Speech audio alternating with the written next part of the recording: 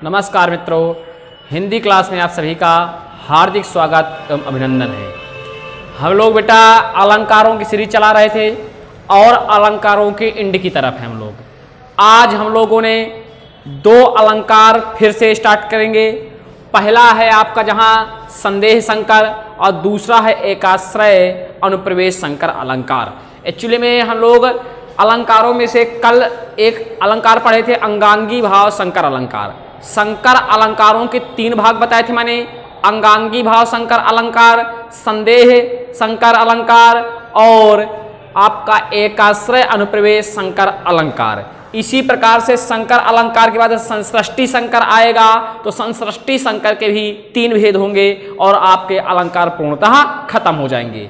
तो आज हम लोग संकर अलंकारों में से दूसरा और तीसरा संकर अलंकार क्या होता है ये जानेंगे और समझेंगे। पहला संकर अलंकार जो आपका अंगांगी भाव संकर अलंकार था, मैंने पिछली क्लास पर पिछली क्लास पर आपको बताया था क्या होता है अंगांगी भाव संकर अलंकार। तो उसी संकर अलंकार के दो भाग और बचे थे जो कि आज हम लोग क्लियर करेंगे। इसके बाद आपका संसृष्टि अलंकार और इसके बाद अलंकार आपके पूर्णतः खत्म हो जाते हैं। तो चलते हैं हम लोग, दूसरा भाग क्या है अलंकारों का। दूसरा है बेटा संदेह अलंकार। संदेह अलंकार की परिभाषा क्या कहती है देखेंगे, जहां एक ही स्थान पर एक से अधिक अलंकारों के होने का संदेह हो वहां संदेह अलंकार होता है। एक ही स्थान पर दो या दो से अधिक या एक से अधिक अलंकारों के होने का संदेह उत्पन्न हो जाए, हो या ना हो लेकिन संदेह जरूर उत्पन्न हो जाए, जरूर आपको शंका उत्पन्न हो जाए कि दो अलंकार हैं, और जब शंका उत्पन्न हो जाए दो अलंकारों के होने की, वही होता है आपका संदेह अलंकार। देखते हैं एग्जाम्पल, बहुत अच्छा एग्जाम्पल है, एग्जाम्पल से क्लियर हो जाएगा आपको कि संदेह अलंकार किस प्रकार से इस उदाहरण पर विद्यमान है। देखेंगे, काली आंखों में कितनी यौवन के मद की लाली, मानिक मदिरा से भर दी किसने नीलम की प्याली। यहां पर देखेंगे नीलम रूपी प्याली, नीलम की प्याली रूपी काली अखियां, इसकी और इसमें देखेंगे आप लोग मैंने डायगोनल मार्क बनाए हैं। तो इस मार्क पर देखें, जरा से फोकस करें, काली आंखों में कितनी और उसका डायगोनल किसने नीलम की प्याली, अर्थात नीलम के प्याली रूपी काली अखियां। अगर मैं ये कह दूं नीलम के प्याली रूपी काली अखियां, तो आपका हो रहा है रूपक अलंकार। कौन सा हो रहा है बेटा? रूपक अलंकार, क्योंकि जहां भी रूपी शब्द का प्रादुर्भाव हो जावे वहां आपका रूपक अलंकार होता है। इसी प्रकार से यौवन के मद की लाली और इसका जो डायगोनल मैंने बनाया इसके साथ क्या है, मानिक मदिरा से भर दी। मदिरा पान, मानिक मदिरा, अगर आप मदिरा पान कर लें तो आप मद में चूर्ण हो जाते हैं। आपको क्या अच्छा क्या बुरा इसका कोई ज्ञान नहीं रह जाता, आपको किसे क्या कहना है किसे क्या नहीं कहना, क्या कर्तव्य उचित है क्या कर्तव्य उचित नहीं है। मदिरा का पान करने से आप ये सब कुछ भूल बैठते। महात्मा गांधी ने कहा था, मदिरा वह बुराई है जिससे श्री कृष्ण जैसा परम यदुवंश भी नष्ट भ्रष्ट होकर के पल भर में नष्ट हो जाता है। तो मदिरा एक ऐसी बुराई ही है मानव जाति के लिए कि ये पल भर में बुद्धि का भ्रष्ट कर देती है और पतन की ओर अग्रगामी कर देती है। तो यहां अगर, लेकिन ये मदिरा जो मानिक मदिरा है, इस मदिरा का यौवन के मद की लाली, यौवन अर्थात जवानी की मद की जो लालिमा है उसका, अर्थात देखा जाए तो यहां रूपक जो जोड़ा गया रूपक अलंकार से, तो मानिक मदिरा रूपी मद, यौवन का मद, मानिक मदरा रूपी यौवन का मद, तो यहां भी आपका रूपक अलंकार है। तो इस प्रकार से आपने देखा तो रूपक अलंकार हो रहा है। लेकिन अगर इस प्रकार से देखते हैं आप, काली आंखों में कितनी यौवन की मद की लाली, मानिक मदिरा से भर दी, अर्थात मदिरा सी यौवन की लाली। अब जरा देखेंगे, मदिरा सी यौवन की लाली, अर्थात मदिरा सी, उस मदिरा सी जो आपके जवानी की लाली है, अर्थात जो जवानी का मद है आपको, वो किस तरह का है, मदिरा सा है। तो यहां से आपका उपमा अलंकार आ रहा है, कह रहा वो उसके जैसा है। तो यहां कोई एक श्रेष्ठ होगा, कोई एक कम श्रेष्ठ होगा, तो श्रेष्ठ की तुलना आपके कम, जो श्रेष्ठ है उससे उच्च श्रेष्ठ की तरफ हो रही है। मतलब मदिरा सी यौवन की लाली, ये जो यौवन का मद है उसकी तुलना मदिरा के मद से हो रहा है। तो यहां एक प्रकार से अगर देखा जाए तो इस प्रकार से आपका उपमा अलंकार भी हो रहा है। कौन सा अलंकार हो रहा है बेटा? उपमा अलंकार भी हो रहा है। इसी प्रकार अगर देखें तो नीलम सी प्याली, जैसे नीलम सी नीलम सी आंख, काली आंखें, तो काली आंखों की नीलम की जो प्याली है तो काली आंखों सी है।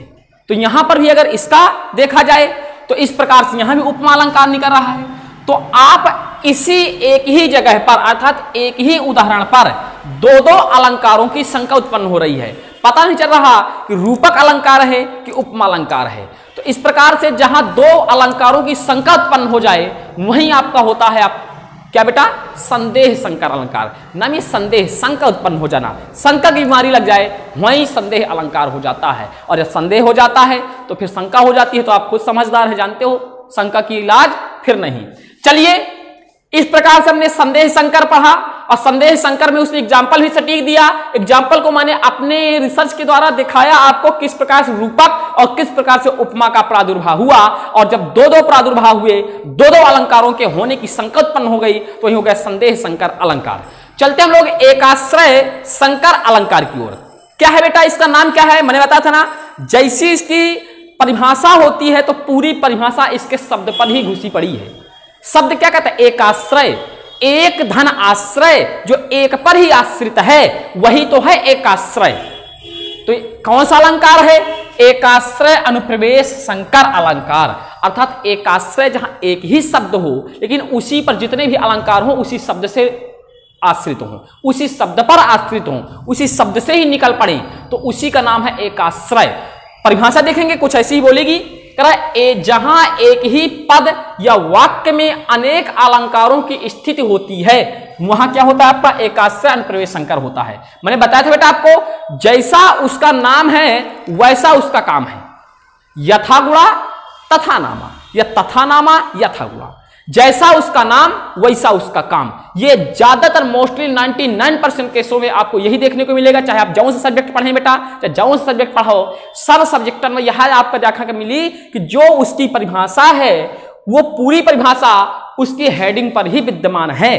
तो जब उसका नाम एकाश्रय मतलब एक ही वाक्य पर या एक ही शब्द पर आश्रित, उसका नाम होता है एकाश्रय। और ऐसे संकर को जो एक ही शब्द पर दो या दो से अधिक संकर आश्रित हों वही होता है आपका एकाश्रय अनुप्रवेश संकर। देखते हैं हम लोग उदाहरण देखते हैं, तो उदाहरण से और भी विदित हो जाता है किस प्रकार से हाँ ये सच है, किस प्रकार से सच है और इस उदाहरण पर कौन सा अलंकार विद्यमान है। तो देखेंगे, बंदौ गुरुपद पदुम परागा सुरुच सुभाष सरस अनुरागा। बंदौ गुरुपद पदुम परागा। देखेंगे आचार्य तुलसी की पहली अर्धाली है, रामायण की पहली अर्धाली क्या है? बंदौ गुरुपद पदुम परागा। पहले गुरु जी की वंदना कर डाली उनने, और जब तक गुरु जी की वंदना नहीं करोगे तब तक आगे काम होने वाला नहीं। तो पहले देखेंगे हम लोग पद पदुम पर बात करते हैं। इसी शब्द पर, एक ही शब्द पर कितने अलंकार आश्रित हैं? दो या दो से अधिक आश्रित हो जाए तो हमारा हो गया एकाश्रय अनुप्रवेश संकर। देखेंगे आप पद पदुम, पदुम रूपी पद, आचार्य तुलसी गुरु के पदुम रूपी पद की वंदना करते हैं। पदुम रूपी पद, तो पदुम रूपी पद तो तुरंत हुआ आपका रूपक अलंकार। कौन सा अलंकार बेटा? रूपक अलंकार। रूपी शब्द का जहां प्रादुर्भाव हो जाए, जब भी आप अर्थ निकालें और अगर रूपी शब्द आ जाए वही होता आपका रूपक अलंकार। तो गुरु के पदुम रूपी पद की वंदना करते हैं। बंदौ गुरु पद पदुम, पदुम रूपी पद की वंदना करते हैं। तो यहां से एक अलंकार आपका निकल आया रूपक अलंकार। जरा देखिए पदुम में कुछ और भी तो देखा भैया आपने, कहां निकला? लिखना रूपक अलंकार। कैसे निकला? पद पदुम, पदुम रूपी पद की वंदना कर रहे हैं तुलसीदास जी, तो पदुम रूपी पद की वंदना कर रहे हैं तो इसलिए तो रूपक अलंकार है, रूपी शब्द आया ना। चलिए एक अलंकार और निकालता हूं मैं। दूसरा अलंकार कहां निकल रहा है भैया? पा पा पा। यहां देखें, यहां से यहां तक लेके पद पदुम परागा, पा शब्द बार बार आ रहा है का? तो जहां बार बार आ रहा है पा शब्द तो वहां कौन सा होता है भैया? कौन सा अलंकार होता है वहां पर होता है जहां पा शब्द बार बार आ जाए वहां होता है आपका अनुप्रास अलंकार। पाया शब्द नहीं, कोई भी शब्द जहां बार बार आवे, पुनरावृत्ति होवे, बार बार अपना प्रादुर्भाव करे, वही होता है आपका अनुप्रास अलंकार। तो यहां पा शब्द के बार बार आने के कारण एक अलंकार और हो गया अनुप्रास अलंकार। कौन सा अलंकार बेटा? अनुप्रास अलंकार। एक अलंकार और निकालता हूं मैं। हालांकि जो अब निकाल रहा हूं ये आपको बुकों में बहुत कम देखने को लगा, मेरे रिसर्च के कारण मैं इसको निकाल रहा हूं। रिसर्च से मैंने इस अलंकार को ढूंढा, खोजा, इसको देखिए क्या है। श्लेष अलंकार भी पद्म शब्द पर छुपा है। पद्म शब्द पर श्लेष अलंकार भी छुपा है। श्लेष माने छुपा हुआ, खुद जो छुपा हुआ दिखा रहा है, अदृश्य हुआ है, हुंका न गुर्रा है, बस अदृश्य रहा है, वही तो है आपका श्लेष। चुपचाप रहा है, कुछ बोला नहीं, अब बस अपना सीधा काम कर दे, सीधा वार करे। करिया अलंकार इसको कह सकते हैं आप अपनी देसी भाषा में। कैसे? जो काला सांप होता है चुपचाप बैठेगा और जब घात उसके बराबर की आएगी फटाक से वार कर देगा। तो ऐसे ही श्लेष अलंकार, किसी से कुछ बोलता चालता नहीं, इसकी पहचान ही बड़ी गड़बड़ है, लेकिन जब आपने इसको देखा तो फट से कई अर्थ निकाल के धर देगा। देखिए कैसे श्लेष निकल रहा है, देखिए जरा से। पदुम जो शब्द है जम्मू कश्मीर के कारगिल जिले की एक जास्कर तहसील का मुख्यालय है।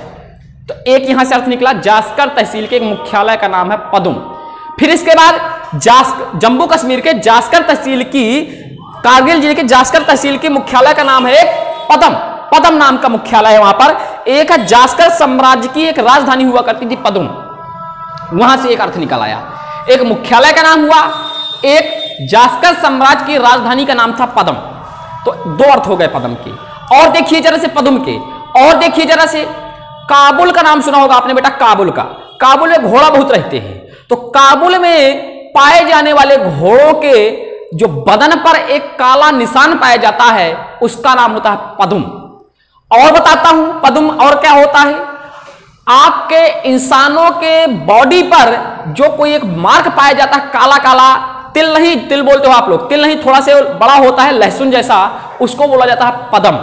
और ये जो मार्क पाया जाता है, इस्लाम धर्म के और हिंदू धर्म के लोग इसको शुभ मानते हैं, जबकि ईसाई धर्म के लोग इसको अशुभ मानते हैं। तो आपने देखा पदम के कई अर्थ निकले ना, तो जहां कई अर्थ निकले, शब्द एक था, कौन सा शब्द था बेटा? पदम।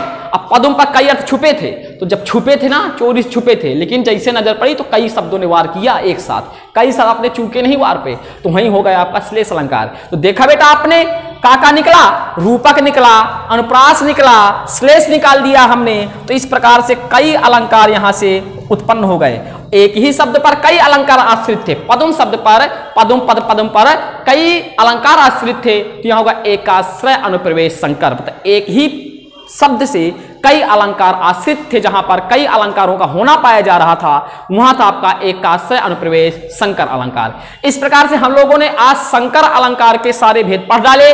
कल हम लोग एक संश्रेष्टि अलंकार लाएंगे और संश्रेष्टि अलंकार के 3 भेद पढ़ेंगे और इसके साथ आपके अलंकार खत्म हो जाएगा। फिर हम नेक्स्ट वीडियो पर कुछ नया टॉपिक आपके लिए पूरे लेकर आएंगे, अपने रिसर्च के द्वारा आपकी अपनी देसी भाषा पढ़ाएंगे और भी अपनी भाषा में समझने के लिए, जानने के लिए हमारे YouTube चैनल K2 IAS को सब्सक्राइब करें, नित्य प्रति क्लास लेते रहें और आने वाली वैकेंसियों में वर्चस्व के साथ जॉब हासिल करें। नमस्कार मित्रों, जय हिंद।